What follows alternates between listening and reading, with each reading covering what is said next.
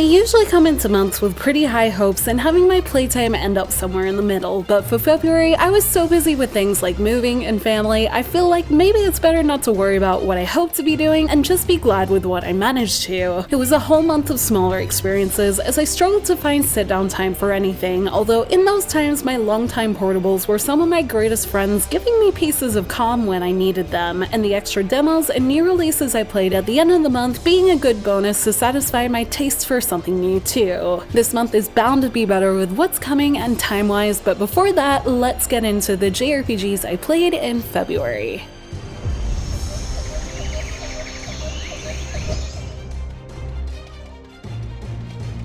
If there's one game I ended up appreciating most in February, it has to be Trails to Azure, and while I only got some time into it, it was the feeling I had opening it and feeling layers of stress leave my body upon seeing its title screen, which is the reason I made a shirt about sticking with games for a while, as it's a feeling I could only have with a game I've played as long as this one. Looking back at my Azure footage for February, I did a little bit more than I gave myself credit for. I finally got past the boss I'd been stuck at to some pretty crazy series intertwining Trails stuff, so while I'm still treading through it, it was also comfy taking the initial steps, loading up on gear, getting a few more orbs, and catching up with the townsfolk, all with the kind of comfort you can only feel with a game you've been playing for a long time. Once I get comfortable with my commutes where I'm living now, I'm excited for the day I feel up to pulling my Switch out again and getting that taste of cross-bell home anywhere as I continue to enjoy my journey with the SSS and seeing what their world will bring next.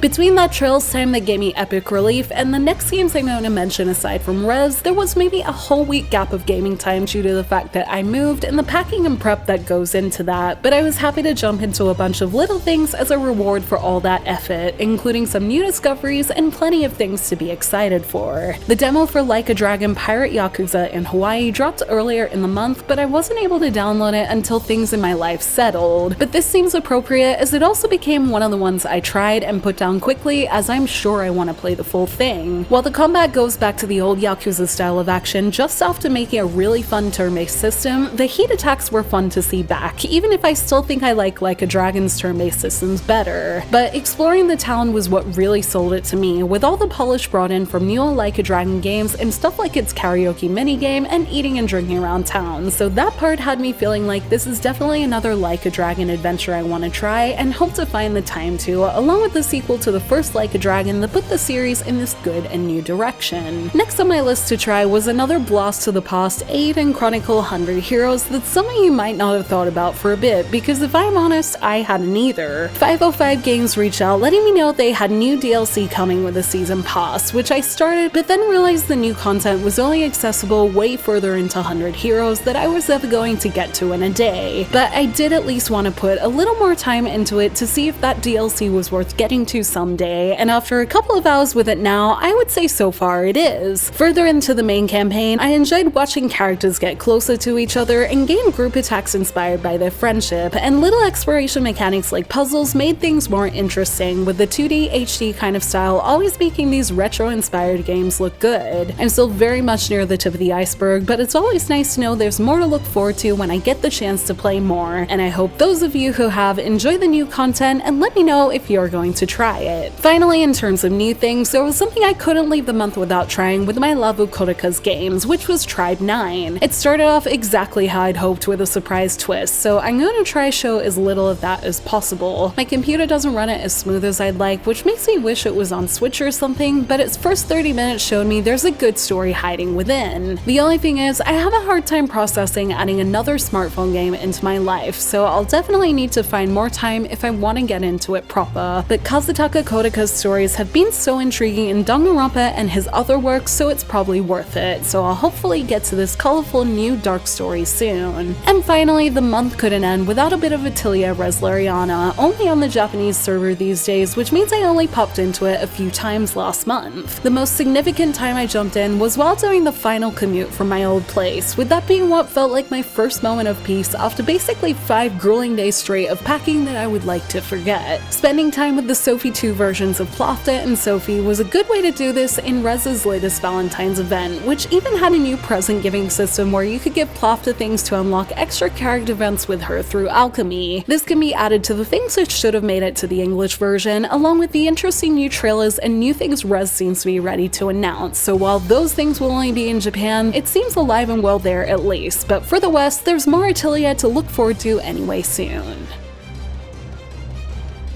I'm glad I was able to get to where I'm living at the beginning of March, as the later part of the month needs to be clear if there's going to be a new Atelier game in town, and of course that's all I really care about this month. That's maybe a small shame if you're interested in the other two good-looking releases coming this month, like Suikoden 1 and 2 HD Remastered and Xenoblade Chronicles X Definitive Edition, the latter of which I would love to have a time turner for. I'm sure these will be great choices for those who choose them, and I hope to get a little time with at least one of them, but you all know what I'm like and what I like to play, and nothing will see me miss Atelier Yumia when it comes out on the 21st. Yumia looks even more fantastic, and like an adventure I'm ready to sink my teeth into the more I see it, so much so that I've been trying to go at least a little blind on it for a bit. Lost Console Atelier, Atelier Rise 3 had me getting lost in its quests and worlds, and I can only hope that Yumia has even a little of that pull to get me in, and either way, I'm excited to meet Yumia, get to know the world and story her game will bring as we finally get to roam and pick up materials in a vast new Atelier that should be a lot of fun to play with. I expect Yumia is going to keep me pretty busy, and although I have a couple of Rez things on my calendar, like the Claudia wing of its Valentine's event at the beginning of the month, times like this have me happy I got my time with that in check to be ready for this new Atelier release. I hope you're all excited too, whether you're going with Yumia or one of the other two great offerings in March, as we're greeted with more great things to play to get this good year really going.